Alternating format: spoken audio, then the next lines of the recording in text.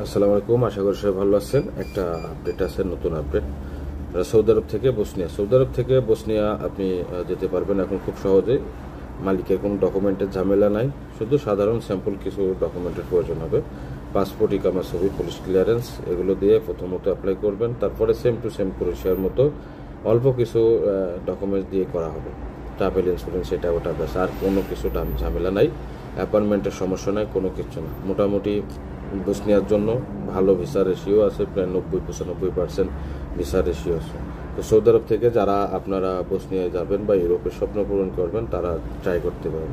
বালকান country, নন Shenzhen. আর যারা police clearance, NOC বা পর্তুগালের থেকে সৌদি লাইসেন্স কনভার্ট করবেন, এটা ওটা, সব কিছুর জন্য আমাদের নিচে দেওয়া এই নাম্বারে যোগাযোগ করবেন। ইনশাল্লাহ আশা করি 100% ক্লিয়ারভাবে আপনাদের কাজ করে দেওয়া হবে। ওকে, সবাই